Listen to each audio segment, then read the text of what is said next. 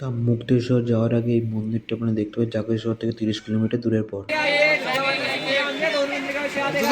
Flat root मिलेगा आपको बिल्कुल यहाँ पे मुक्तेश्वर महादेव मुक्तेश्वरे আসলাম।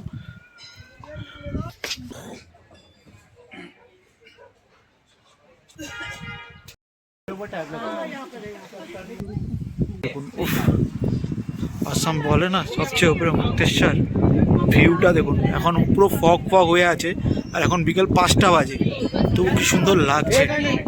তাই না দর্শনকারী দেখুন হচ্ছে মুক্তেশ্বর টেম্পল, আর এই হচ্ছে চারিদিকের ভিউ সেট।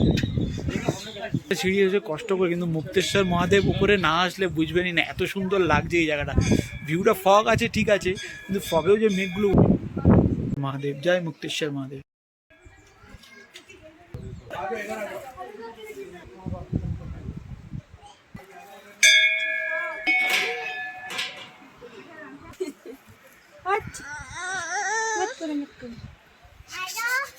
হনুমানজি, হনুমান মন্দির মুক্তেশ্বর মহাদেবের আগে এই হনুমান মন্দিরটা আপনারা দেখতে পাবেন। আর ওই হচ্ছে মুক্তেশ্বর মহাদেব, এখানে যজ্ঞ হচ্ছে।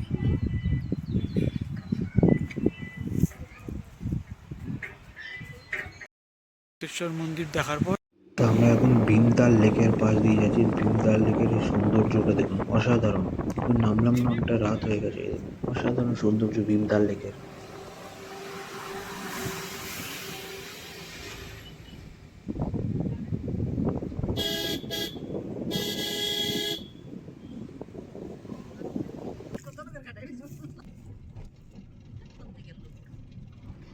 তো আমরা কাঠগোদাম স্টেশন চলে এসেছি।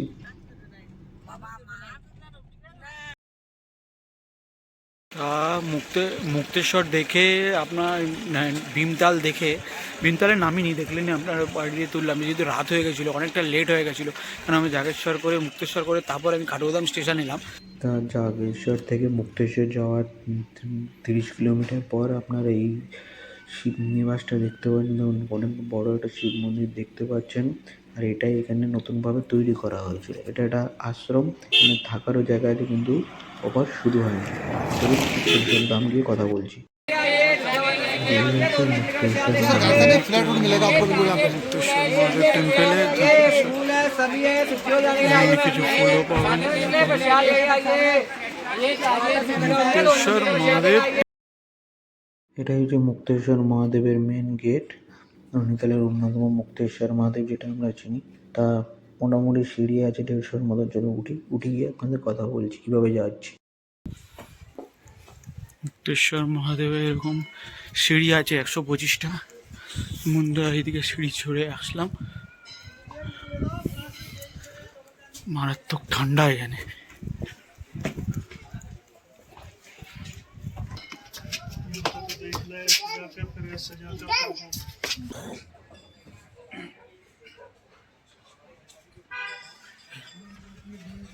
आओ सर जी, जूस पी लीजिए।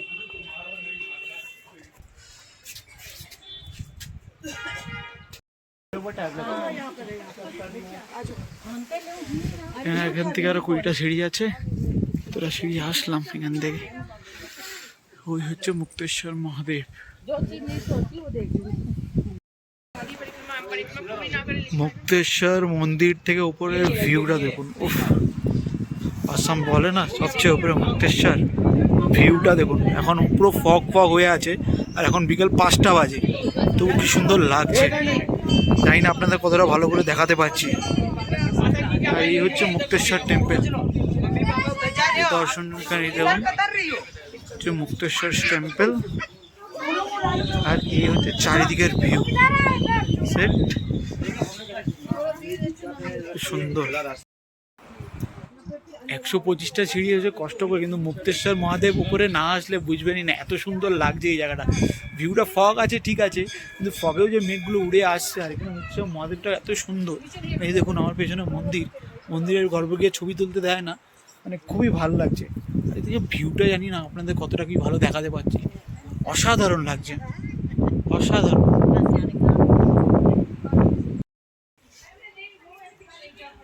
জয় মুক্তেশ্বর মহাদেব, জয় মুক্তেশ্বর মহাদেব।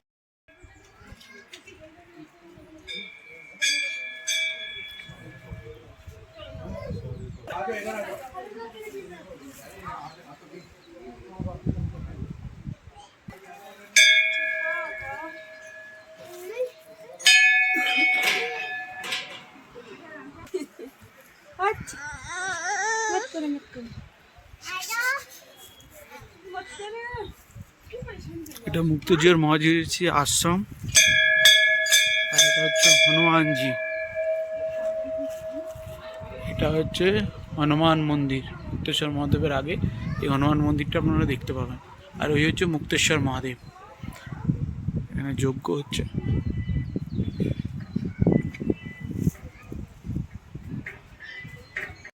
মুক্তেশ্বর মন্দির দেখার পর এবার নিচে যাবো চাকরি চারটি দেখতে। তো আমরা এখন ভীমতাল লেকের পাশ দিয়ে যাচ্ছি। এরকম ভীমতাল লেক হচ্ছে সৌন্দর্য, যে আমাদের 7টা নদীতালের লেক আছে, তো এই লেকটার অন্যতম হচ্ছে ভীমতাল লেক।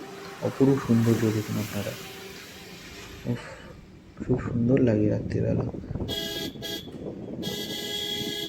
চারিদিকে। ননী লেকের চেয়ে আমি তো বলবো ভীমতাল লেকটা খুবই ভালো লাগছে। তা আমরা এখন কাঠগোদাম স্টেশনের কাছাকাছি পৌঁছে গেছি। এই হচ্ছে কাঠগোদাম স্টেশন, ঢুকছি। মুক্তেশ্বর দেখে আপনার ভীমতাল দেখে, ভীমতালের নামিনি, দেখলেনি আপনার বাড়ি দিয়ে তুললাম, যেহেতু রাত হয়ে গেছিলো, অনেকটা লেট হয়ে গেছিলো, কারণ আমি জাগেশ্বর করে মুক্তেশ্বর করে তারপর আমি কাঠগোদাম স্টেশন এলাম। তা এই ব্লগটা এখানেই শেষ করছি। কাঠগোদাম থেকে আমার আজকে ট্রেন আছে সেই বাঘ এক্সপ্রেস রাত 9:50। এই মুহূর্তে আমি আজকে স্টেশনে জাস্ট পৌঁছালাম, অনেক লেট হয়ে গেছে, এখন বাজে 9:10, 9:50 ট্রেন। এতগুলো লাগেজ নেমে যাওয়া খুব টাফ। ট্রেনে উঠে আবার কথা বলবো।